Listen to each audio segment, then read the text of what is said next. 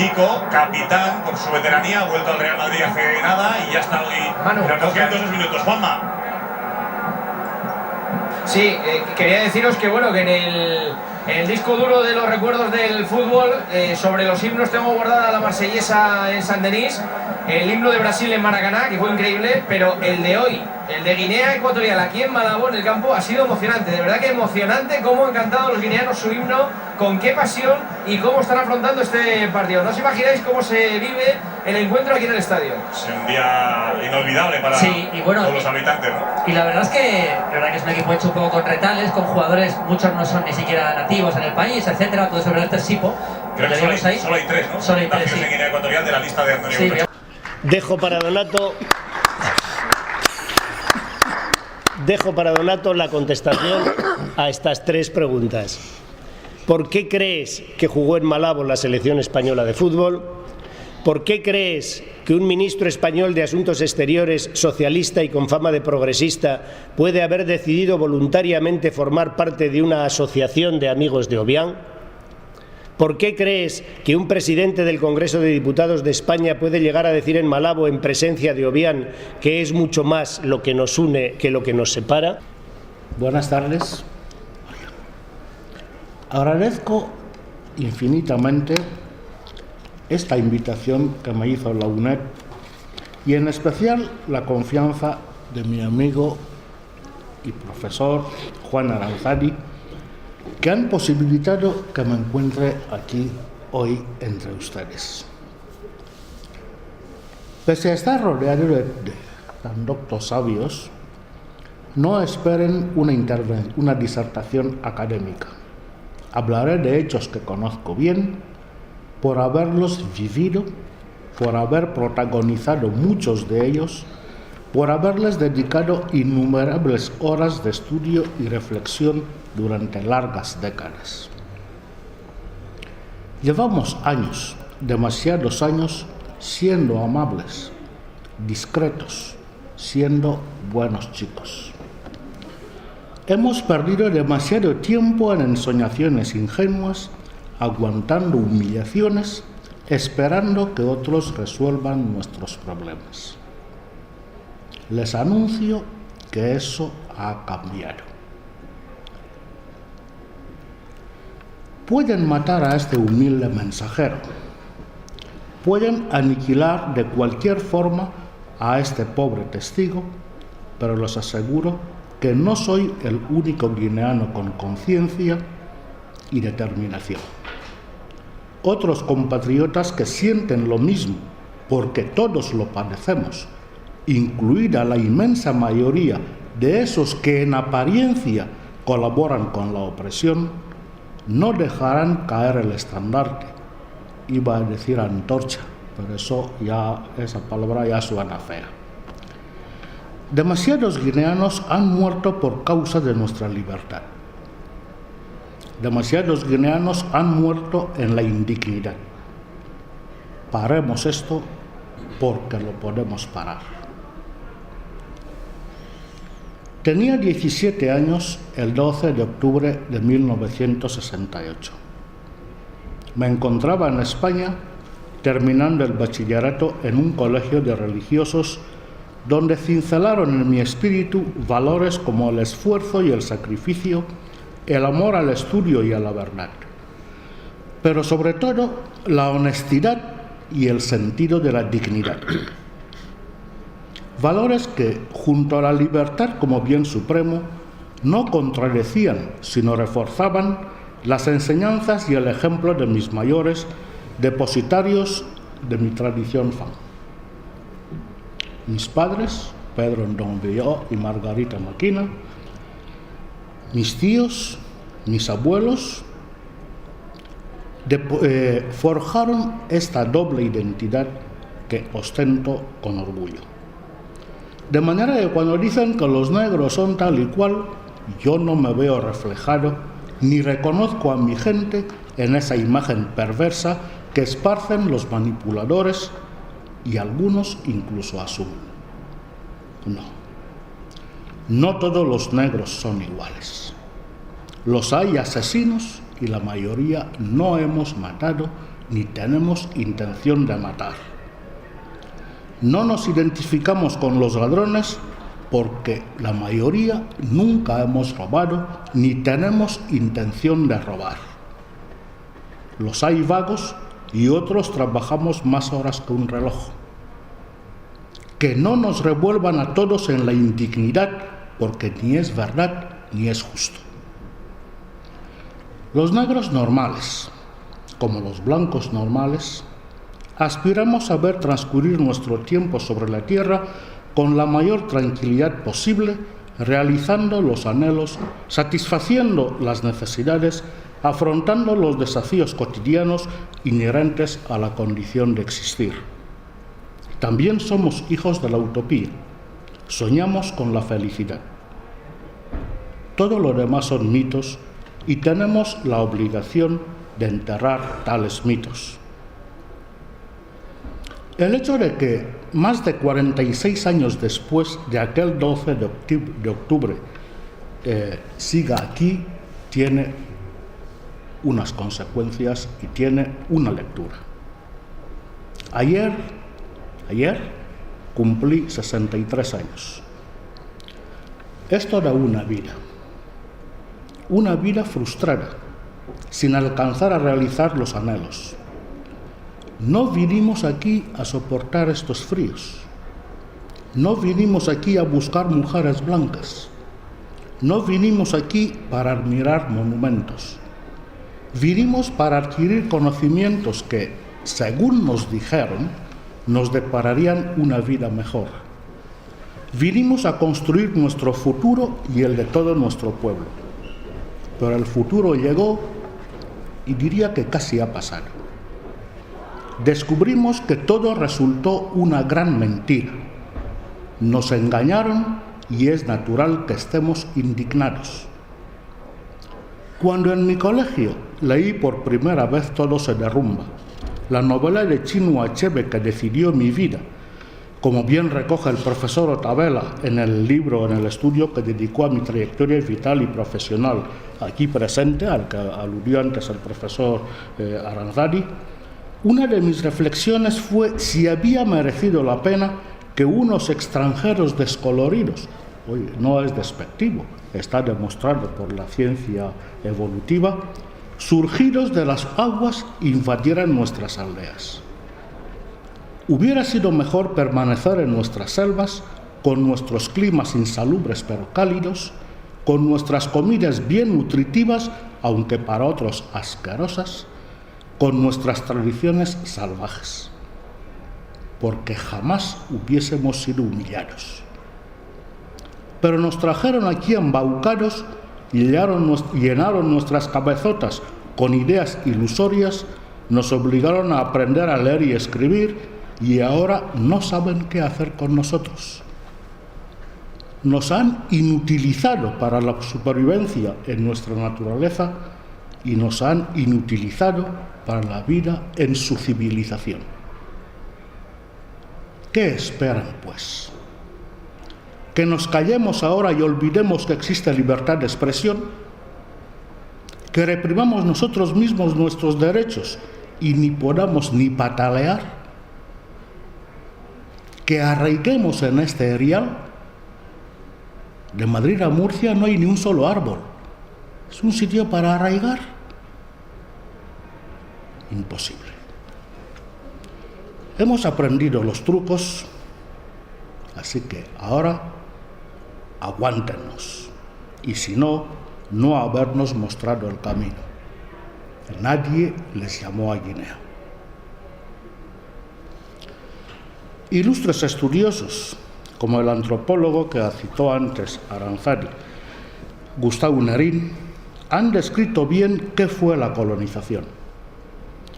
Hoy tenemos que soportar impotentes que pongan concertinas en las fronteras, o sea, cuchillas que hieren, heridas que se infectan, hacen llagas que nadie cura, para disuadir, palabra que oímos al excelentísimo señor de la Cosa, para disuadir nuestra venida cuando bien saben que llegamos espoleados por los tiranos que ellos nos colocaron, a los que protegen de todo intento de cambio.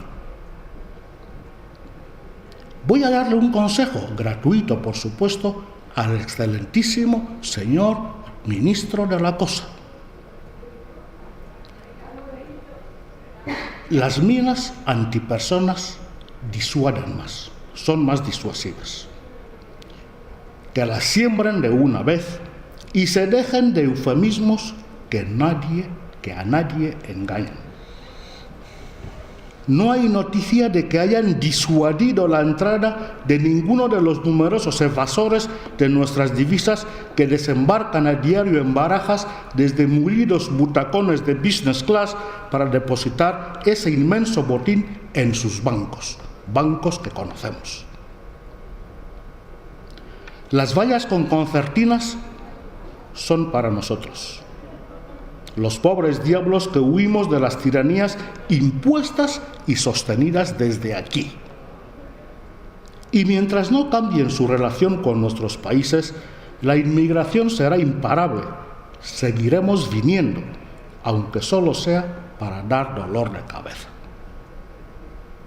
Casi 6 siglos de esclavitud, colonialismo y neocolonialismo entrenaron al africano en el sufrimiento y la paciencia, y la mera represión jamás nos disuadirá, pues el verdadero efecto llamada es el empecinamiento en negar nuestra humanidad, que conllevaría la dignificación. Y si no hacemos nada, europeos y africanos, españoles y guineanos, sembrarán de verdad las fronteras con minas antipersona y seguirán distrayéndonos con las estériles tertulias televisivas y radiofónicas. Hace décadas que suceden estas cosas y cada día giran un poco más la tuerca. Por eso digo que esto debe cambiar y cambiará. No es natural y no es lógico permanecer en la pasividad. Ustedes y nosotros. Que los sádicos sepan que no somos masoquistas. Que sepan que sus acciones y sus omisiones nos duelen profundamente, nos duelen a horrores en el alma y en el cuerpo. Por eso debemos intentar, con toda nuestra convicción, realizar los ideales que nos inculcaron tanto en nuestra cuna como en el entorno al fuego en nuestras aldeas, pero también en los bancos de sus colegios y universidades y en sus libros, puesto que esos ideales no son antitéticos, se reducen a libertad, igualdad y dignidad. Desde nuestro encuentro con los europeos hace 6 siglos aproximadamente, la relación es la misma. Explotación de nuestros cuerpos, de los africanos, explotación de los espíritus de los africanos, explotación de los recursos africanos, todo ello legitimado por sátrapas locales. Intentemos establecer una nueva alianza porque creemos que es posible establecer esa nueva alianza, trazar nuevos puentes que nos conduzcan a un humanismo que dé satisfacción a las aspiraciones y necesidades de su pueblo y de nuestros pueblos. El análisis de la historia agregó a mi bagaje intelectual y a mi experiencia vital ciertos conceptos. Más importante es la fortaleza moral que el poderío basado en la fuerza. La razón, y no el dominio, impulsa el progreso de las sociedades. Me siento entonces más seducido por el altruismo de quienes fueron capaces de sacrificarlo todo, hasta su vida, por la libertad y la dignidad de sus semejantes, incluidos sus enemigos, como cada cual en su contexto, cada cual en sus circunstancias, como Pericles, Demóstenes, Lincoln, Lumumba, Nkrumah, Malcolm X, Martin Luther King, Amílcar Cabral, Tomás Sankara, Salvador Allende o Nelson Mandela, cuya causa defendí cuando se pudría en la cárcel y todos le consideraban un peligroso terrorista comunista, un indeseable racista antiblanco. Los que no somos tan niños lo recordamos perfectamente. Cuando hipócritas que hoy le jalean ayer mismo, esos hipócritas negros y blancos, cuando esos hacían suculentos negocios con sus carceleros. No me interesan, pues, las heroicidades de Antígono de Macedonia, de Julio César, de Felipe II y sus conquistadores, Napoleón, Hitler, Stalin, Mao Zedong, Sékou Touré o Mobutu, pues el modelo no puede ser la inhumanidad, la rapiña y el terror, la construcción de imperios efímeros sobre montañas de cadáveres. Siento ser heterodoxo. Dejé de compartir hace mucho el entusiasmo generalizado por los hermanos Castro, dada la deriva de una revolución fosilizada que tras más de medio siglo apenas presenta balances positivos en términos de libertad y bienestar para los cubanos. Nunca me ha movido ni la ambición de poder ni el afán de riquezas. Aunque por desgracia ya no pueda apelar al testimonio de amigos muertos como Anselmo Zuero, Leandro Mbomío o Felipe Inestrosa, sí puedo acudir al propio presidente de Guinea Ecuatorial, Teodoro Obiang, a algunos de sus hermanos y a otros próximos suyos que no me dejarán mentir, y si mienten, allá ellos, al afirmar que pude ser ministro de Información, Turismo y Cultura en 1989, ministro de Educación en 1992, ministro de Asuntos Exteriores en 1993 y embajador en España en 1994.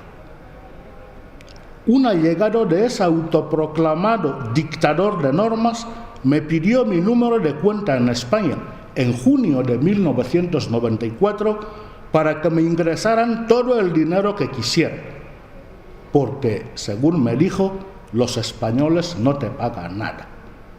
Yo era entonces delegado de la agencia EFE. La condición era que les chivateara las andanzas de los españoles en Guinea, sobre todo los de su embajada, así como mis contactos, mis charlas con amigos opositores como Plácido Micó o Severo Moto. Como nadie ha oído nunca que yo ocupase ningún puesto político en mi país, no les será difícil adivinar mi respuesta. De todo ello provienen mis desgracias. De manera que, en mi concepción, la honestidad no es un concepto retórico ni una pose, sino una convicción muy profunda llevada en múltiples ocasiones hasta las últimas consecuencias a lo largo de mi vida. Y así seguiré, pese a quien pese. A estas alturas, a mi edad, ya me resulta imposible cambiar, si bien tengo clara la sentencia de don Benito Pérez Galdós. La coherencia es una virtud que no da de comer. Llevo, pues, casi medio siglo en España. Cuando llegué, el general Francisco Franco residía en el Palacio de El Pardo. El almirante Luis Carrero Blanco era el vicepresidente del gobierno. El ministro de Asuntos Exteriores se llamaba Fernando María Castilla. El de Información y Turismo, Manuel Fraga Iribarne. Recuerdo con nitidez el revuelo suscitado por el corto viaje a Madrid de la reina Victoria Eugenia para amadrinar a su bisnieto Felipe, hoy príncipe de Asturias.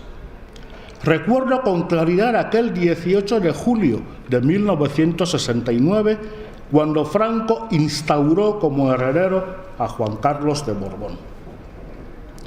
Viví 12 o 13 o no recuerdo cuántos años aquí en Madrid, trabajando en medios importantes como la revista Índice, el diario Informaciones, Diario 16, etc. Colaboré con asiduidad en Historia 16, en Destino, en El País. Hoy sigo escribiendo en El País, en ABC, como también dijo antes Juan, empecé hace muchísimo tiempo. Recuerdo que era hoy director, de Política Exterior y Economía Exterior, Darío Valcárcel. Era entonces el secretario de don Torcuato Luca de Tena, director de ABC. Todo eso lo recuerdo con nitidez.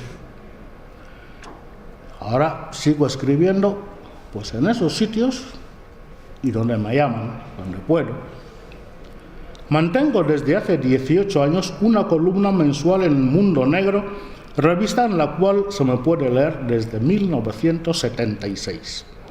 De 1981 a 1985 fui director adjunto del Colegio Mayor Nuestra Señora de África, que rescatamos de una dirección general denominada de organismos a extinguir para situarlo como principal, entonces único, centro difusor del africanismo en España.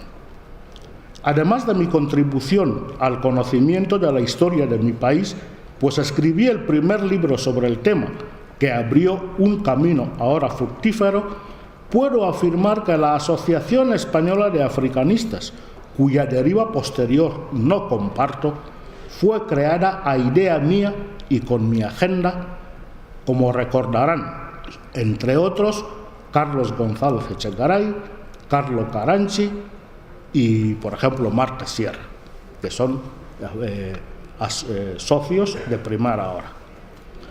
Pudimos hacer muchas más cosas desde el Colegio de África, las intenté, pero topé con lo que entonces el entonces subsecretario de Asuntos Exteriores, Gonzalo Puente Ojea, en carta que aún conservo, llamó mentalidad de mercader, dirigiéndose al entonces ministro de Economía, Miguel Boyer. Gracias a ese impulso se concibió la idea de nombrarme director adjunto del Centro Cultural Hispano-Guineano de Malabo, a donde me trasladé en octubre de 1985. Como nota aclaratoria, debo precisar que ese nombramiento coincidió con el conflicto suscitado por mi oposición frontal a las prácticas totalitarias y a la corrupción introducidas en el colegio por el nuevo director, Luis Beltrán, que por cierto me debía el cargo, como seguramente recordará, y quien quiera que se lo pregunte, Ricardo Peidró Conde, que fue el primer director de la Oficina de Cooperación con Guinea en la etapa socialista.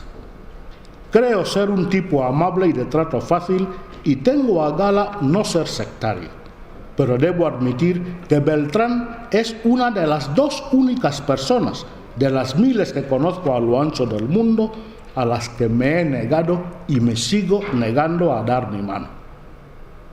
El otro es Bato Obamuzue, de sobras conocido por lo menos para los guineanos.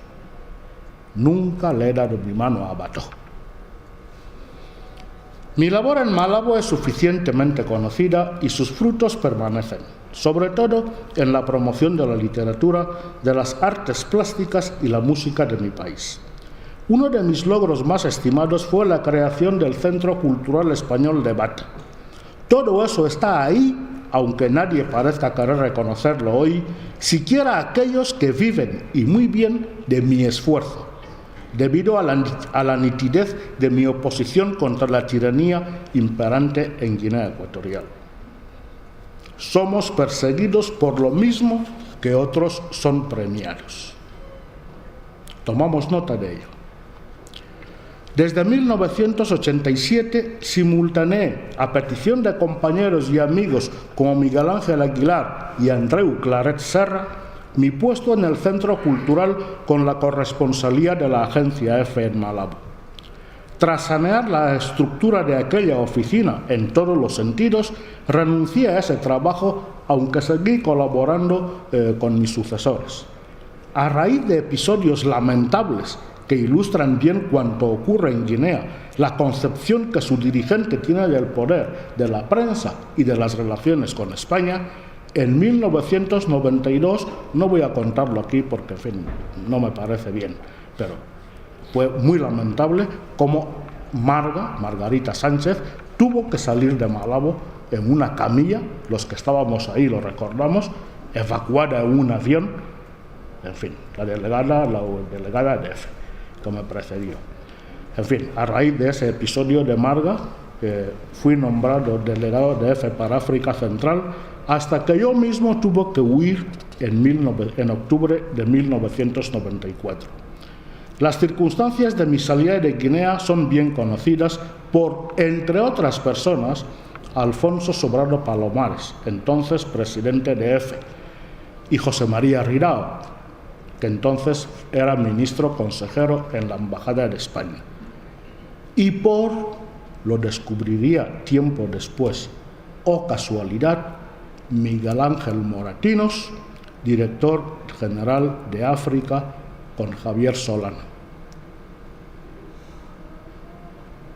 Nada ocurre por casualidad.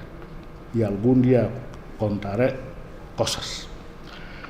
Tras un año en Libreville, regresé al exilio. Y aquí estoy. Mi distanciamiento físico del país no fue una claudicación.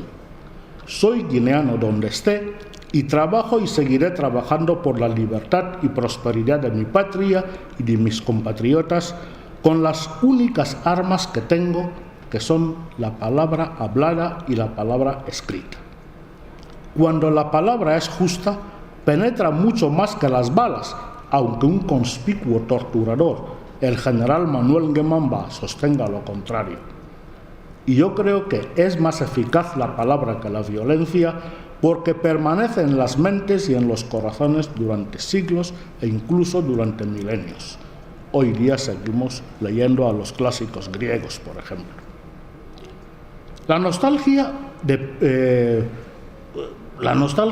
de la libertad llevó al suicidio a mi admirado Stefan Zweig. Yo no seguiré esa senda en extremo pesimista. No estoy desesperado. Siempre que sea posible, mejor vivir por la libertad que morir por ella. La vida es germen de toda idea, la idea genera acción. Cada muerte, sobre todo la muerte estéril, es un triunfo para los opresores y sus epígonos que prefieren el silencio y si es eterno, mejor. Cuan mosca cojonera, mis palabras les incomodan, les impiden dormirse en la autocomplacencia, roen sus cimientos hoy menos sólidos que ayer. Por eso sigo. Creen que me daña su pobre venganza. Pretenden rendirme mediante el hambre y las amenazas. Cierto que preferiría una existencia menos angustiosa, sobre todo para mi familia, porque toda mi vida he trabajado honestamente para conseguir lo poco que tengo y podría estar mucho mejor a mis años con crisis o sin ella. Pero deben saber que su ensañamiento es un acicate, un estímulo para seguir en la brecha. La iluminadora novela de Alan Sillitoe, La soledad del corredor de fondo, leída en mi juventud, entrenó mi espíritu y fortaleció mi ánimo. Soy, pues, como decían aquellos, inasequible al desaliento. Y lejos de amilanarme, la malquerencia reafirma la convicción y la determinación. Tenemos razón y lo saben. Por ello es más gratificante esta ardua tarea de propiciar la recuperación de nuestra libertad y de nuestra dignidad.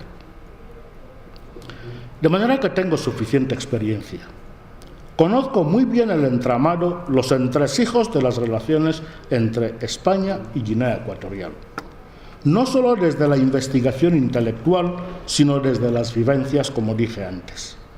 Fui de los estudiantes guineanos a los que Carrero Blanco, para intentar tapar, cosa que no se podía, pero en fin, lo intentaban, tapar las vergüenzas de una descolonización deshonrosa, un verdadero fiasco cuyos efectos perniciosos aún padecemos, privó de becas y nacionalidad española, dejándonos en la indigencia, desvalidos e indocumentados. Algún día lo explicaré con detalle. Hoy puedo decir, con verdad, que fui el descubridor del resquicio que nos permitió dejar de ser indocumentados para ser apátridas. Al menos desde entonces pudimos presentar a la Guardia Civil un papel si nos pillaban besando a una chica en un parque. Testigo de ello fue Leandro Mbomío, al que quise como un hermano mayor y cuya memoria jamás mancillaré con una mentira. Personas que luego serían amigos entrañables, como Fernando Morán y Emilio Casinello, entonces responsables de la Dirección General de África en el Ministerio de Asuntos Exteriores, conocen perfectamente mis esfuerzos denotados por la supresión del secreto oficial decretado por Franco sobre toda información relativa a Guinea Ecuatorial, la famosa materia reservada.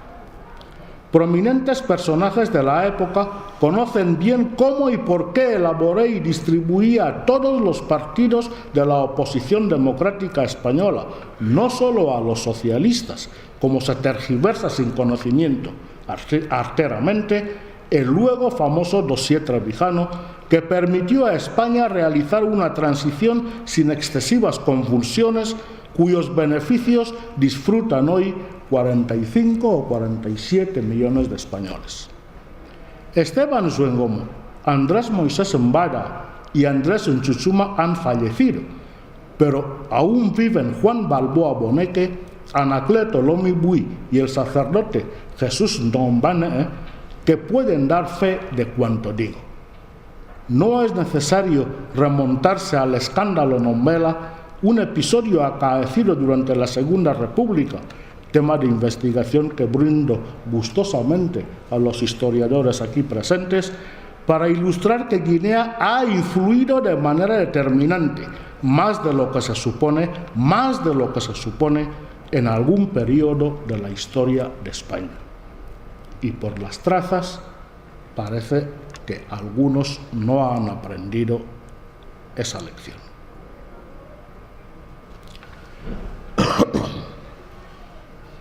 He tratado mucho a variedad de personajes que tuvieron sobre su mesa el tema guineano antes y después de agosto de 1979. Conozco los mejores restaurantes de Madrid, sí, a los que se me invitaba a comer para hablar de estas cosas. He escrito cientos, quizá miles, de artículos y bastantes libros. He pronunciado innumerables conferencias en medio mundo, incluido en la Biblioteca del Congreso de los Estados Unidos, e intervenido en documentales y debates.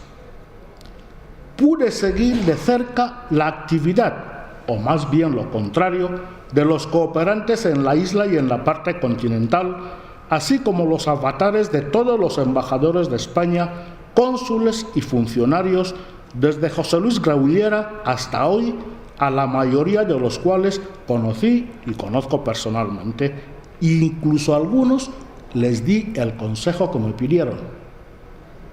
Recuerdo muy bien a Jesús Martínez Pujalte, primer director general de la Oficina de Cooperación con Guinea, y a sus sucesores.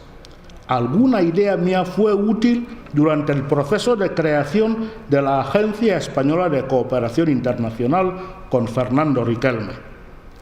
He sido llamado a despachos oficiales aquí en Madrid para ser amonestado e incluso amenazado, incluso con expulsarme de España, o simplemente para intentar cambiar mi postura frente a la tiranía.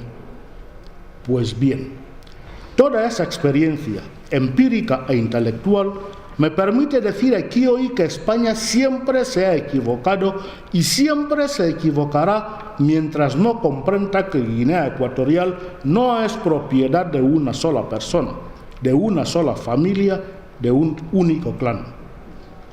Todos los guineanos somos Guinea. Lo he dicho 1000 veces, aunque nadie me haga caso. La política exterior hacia Guinea no puede ser articulada desde la cortedad. Requiere amplitud de miras, gestionando el presente con visión de futuro. La política no puede reducirse a pergeñar frases bonitas y expresiones más o menos logradas, eso que llaman diplomacia y resulta ser mera demagogia. Los políticos están para resolver los problemas de la gente. Guinea es un problema y no se resuelve con palmaditas en la espalda del tirano, ni mucho menos corriendo al son de su silbido. España nunca ha sido respetada por los dirigentes de Malabo, ni por Macías, ni por Obiang, ni por sus ministros, porque descubrieron su servilismo, el servilismo de las autoridades españolas. Macías lo sabía, Obiang lo sabe, y sus ministros lo saben. Y su poquedad, que no tienen ideas en la cabeza. Siento decirlo así, pero es así. Saben que desde Madrid jamás recibirán reprimenda alguna que pueda surtir efecto, hagan lo que hagan, al carecer de instrumentos. Y lo que es peor, de objetivos claros y definidos en su relación con Guinea Ecuatorial. Por eso Obiang ha entrado de lleno en la politiquería española y adula a los populares cuando gobiernan y les insulta cuando están en la oposición. Y al revés, Obiang es más socialista que Pablo Iglesias cuando el PSOE está en el poder. Se conformaron con eslóganes los españoles. Obiang es pro-español sin ningún análisis que lo respalde. Nadie me puede demostrar que Obiang es pro-español, porque no es verdad, no hay nada que lo respalde. Decirlo no basta, hay que demostrarlo. Yo soy fan, entiendo fan y hablo fan, por lo menos para entenderme, aunque yo no hablo un fan clásico como mi padre, pero para entenderme con Obiang y saber lo que dice perfectamente. Por eso sé cuánto dicen cuando hablan en fan, es decir, cuando no pueden oírles los que ellos llaman esos blancos. Juego ese que le permite a Obiang oscilar a su antojo entre España y Francia. Ahora también está en China, Estados Unidos, etc. Cuando le conviene, echa pestes del colonialismo español para, a renglón seguido, denostar del imperialismo francés. He oído a sesudos políticos y diplomáticos españoles ponderar la inteligencia de Obiang. Y yo aseguro, puesto que le conozco mejor que cualquier español, incluso los que llevan años y años en Guinea, Paco Maqueda no conoce mejor a Obiang que yo aseguro que Obiang no es una persona inteligente. Porque una persona inteligente no hace las cosas que hace, no se comporta como se comporta él, no actúa como actúa él. Obiang posee la astucia del cazador, el instinto del depredador como buen hombre del bosque. No es un insulto, señores, insisto en que yo también soy fan. De manera que creo que esto que estoy diciendo, cuantos guineanos están aquí estarán completamente de acuerdo conmigo.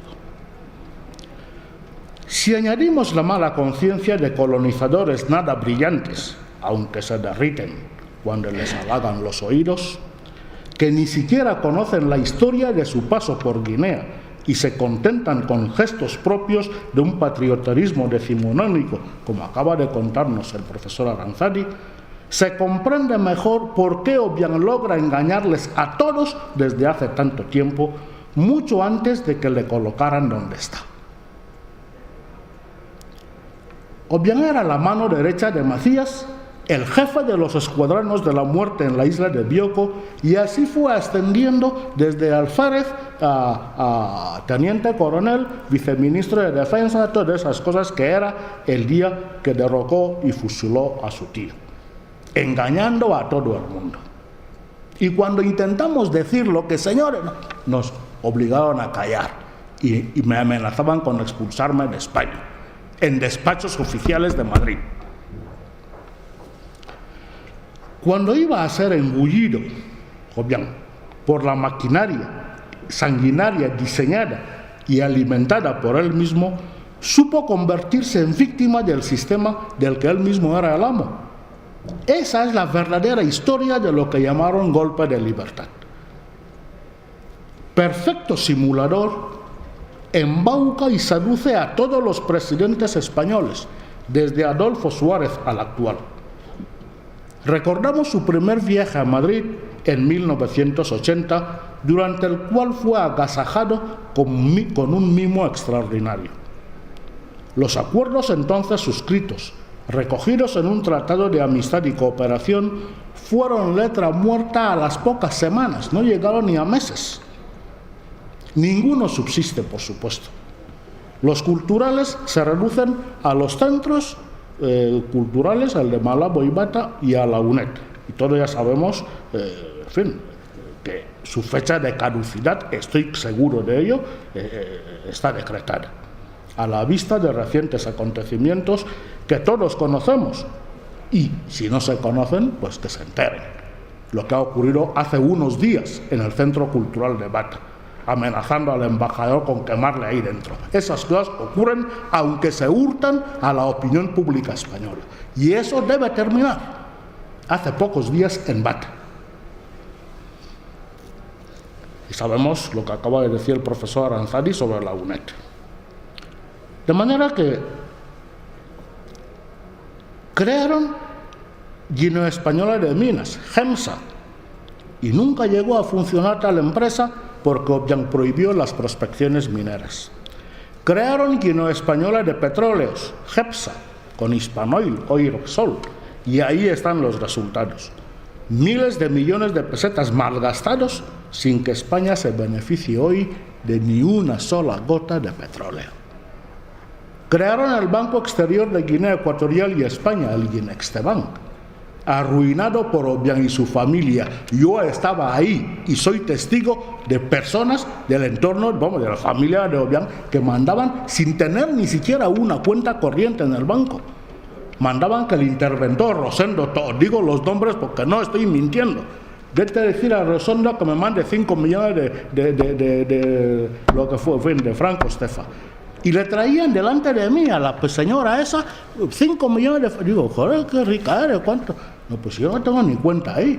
Así se arruinaron el Guinextebank. Eso lo vi, no me lo puede contar nadie. Y que me digan a mí que conocen bien Guinea. Pero, por favor, hombre. Crearon una compañía aérea mixta que jamás ha existido. Crearon muchísimas cosas y todo terminó en agua de borrajas. Cerca de 35.000 millones de pesetas gastados en cooperación no fructificaron en ningún sector. Y si no, que me lo demuestren, que me lo muestren siquiera. Sé bien lo que digo. En educación, que fue la buca insignia de la cooperación española, solo unos cuantos guineanos pudieron obtener una formación universitaria cuyo impacto social es nulo. Nulo. ¿Qué guineano con carrera en España tiene poder, algún tipo de poder en Guinea? Ni uno. Los estudios primarios y medios que se hacen en Guinea, financiados por cooperación española, no son reconocidos en ninguna parte del mundo, ni siquiera en España. Una persona que termina, un niño que termina bachillerato en Guinea no puede entrar directamente en la Universidad Española. Entonces, ¿de qué ha servido? Son hechos, señores. ¿Y usted para qué han servido? Y si seguimos, por ejemplo, la UNGE, todos sabemos que la UNGE es una ficción, por decirlo con suavidad. El otro buque insignia de la cooperación era la sanidad. No dejaron infraestructuras sanitarias derivadas de aquellos programas, ¿no? Yo no los veo. Algunos guineanos, en su momento, cuando había algún médico de españoles en Aconive y en tal sitio, recibieron durante un tiempo una asistencia puntual. Los programas agrícolas. Yo veía ahí al jefe de área de la época que se llama Eduardo Ortiz de la Tabla, estoy diciendo nombres porque es verdad. O sea, pues paseando todo el día con un Suzuki y tal, pero ¿Qué hicieron? La granja de Musola solo servía para que el embajador de España Obiang y los propios cooperantes comieran huevos en una época en que en Guinea, en Malabo, no había ni siquiera huevos. Y eso y se terminó. Entonces, todo eso nos hace concluir que el balance de la cooperación fue un fracaso absoluto y rotundo. Pero tenemos que preguntarnos por qué. Pero bueno, este partido España es tan superior que desde luego el partido lo tiene que ganar con cierta comodidad, ¿no? Si no una goleada escandalosa, pero con cierta comodidad. ¿No, Maldini, de ¿Me deja alguna 4 duda? o 5? ¿Me deja alguna duda la posición de Negredo? Estaba fuera de juego, Negredo estaba fuera de juego, sí. ¿eh? Sí, ¿verdad? Aunque en el él centro, no, hacia sí, en el centro, él no llega a rematar, pero estaba fuera de juego. Te recuerdo que puedes enviar la palabra roja al 23-224 y que al final de este partido daremos el nombre de 2 ganadores. Cada uno de los 2 ganadores se llevará una camiseta de España, como esa que llevan hoy, que es la que se estrena, con la que van a jugar el Mundial, y una cesta de Navidad, la cesta de la roja. Queda 1 minuto para llegar al descanso. España, este segundo gol ha calmado un poquito los ánimos, aunque cuidado que ahora ha recuperado Ensue para Fitzgerald, le entraba ahí Alberto Moreno, la pone bien Fitzgerald, cuidado, Ensue en la frontal, el remate, se marcha de nuevo a córner otra vez, el disparo de Iván Volado que llevaba pinta de ir entre los 3 palos, ahí está poniendo la repetición, cómo lo deja Ensue, pudo haber falta de Juanfran no, y el remate de Iván Volado que se marcha de nuevo fuera. Sí, yo creo que más parecía en vivo falta que viendo la repetición. La quiso poner Volado escuadra izquierda, ¿eh? No sé si la toca de refilón, el gol de Juanfran, pero la pelota iba al palo izquierdo de Pepe Reina. Y ahora Pepe Reina, ahí comentando y gritando a los compañeros, marcaje más serio. Un poquito más de atención atrás. Efectivamente. Un poquito más de atención atrás. Mira Negredo, diciéndole a Coque. Porque están llegando con más peligro de lo que seguramente pensaban. Cuidado del balón que se pasea por el área pequeña. Ahora el remate se va fuera, sacará de puerta a España. Un toque de atención. Fíjate como ya no es, oye, hombre, ya vamos a dejarnos el gol que marcó Bermúdez. Te digo una cosa, lo que decía Maldini, no hay ni punto de comparación entre un equipo y otro. Ojo, el envío para Mata, que la puede controlar, lo hace muy bien Juan Mata, estaba solo. Abre para Navas, Navas se la pone a Cazorla. Cazorla de nuevo a Navas, ahí se equivocaron. Pase de 60 metros de Pepe Reina, que no lo he visto de la portería, ¿eh? No finalizaron bien la jugada, podrían haber sacado más petróleo de esa jugada. Digo que sin ninguna duda no hay ni debate entre la calidad de uno y otro, pero buena imagen la de Guinea Ecuatorial, la primera parte. Yo creo que sí, más o menos repitiendo la imagen que ha dado en partidos en casa oficiales ante selecciones también inferiores a España. Es lo que tienen y son lo que son, pero sí, buena imagen. Como Túnez, Cabo Verde, etcétera, Sierra Leona también, que compitieron bien. En la propia Copa de África del 2012 también ganaron 2 partidos a la primera fase, a Libia y a Senegal, creo que fue. Ahora Coque nos entendió con Cazorla, vamos a llegar al 46, estamos en el tiempo añadido. Eso es algo que tienen que mejorar, Maldini. El tema de los pelotazos, cuando lo meten en España los desmarques se quedan quietos en vez de o recular 5 metritos o seguir al jugador atacante. Ojo que puede ser la última para Guinea Ecuatorial y conduce la pelota Emilio Ensue, abriendo para Volado. Volado que va a encarar a Juanfran. 2 minutos. La deja pasar Ensue, queda todavía uno, el disparo desde fuera del área. Lo gana de nuevo Guinea Ecuatorial, ahí viene Bermúdez, todo el equipo español ahora defendiendo. Va a ser la última de esta primera parte. Juvenal tocando para Duala, Duala desde lejos, amagaba el disparo, salió a taparle Busquets, el envío en profundidad para Balboa, estaba atento Alberto Moreno, pega en el palo, en el banderín, y ahí vemos el cartelón del cuarto árbitro, es que llevaba la dirección del banderín de córner, no salió, ni por banda ni por fondo, recupera la pelota España. Le quedan 30 segundos. Bartra. Balón para Mata. Se aprovecha ahora Busquets para el tema del calentamiento, ahora porque sí, ha entrado ahí. Sí, mucho cuidado con el cambio con Xavi Alonso, con la lesión. Ahí le vemos, Sergio Busquets. Toca para Santi Cazorla. Vamos a ver si le da tiempo a llegar al área de España. Bueno, el cambio de ritmo. Uy, la entrada ahora de Duala. Y el árbitro dice que se acaba la primera parte. Se le queda mirando Cazorla a Duala con caras de pocos amigos. Final, descanso. Guinea Ecuatorial 1, España 2 en Malabo, Juanma. Se va Iker Casillas a hablar con Ensue y le dice, oye, ¿qué pasa? ¿Pero qué pasa con este tío, con Fitzgerald? ¿Por qué da esas patadas? Están tratando de hablar con los jugadores de Guinea y Busquets con el árbitro diciéndole, pero por favor, si la segunda amarilla. Busquets también hablando ahora con más jugadores de la selección guineana y Pepe Reina se va directamente a por el futbolista guineano y le dice que no, que así no se puede seguir.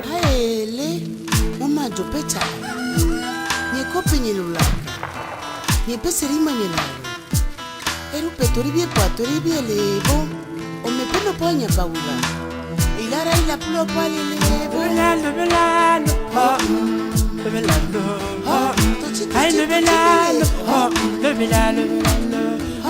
Ici les sauves. Bawa isi o manita.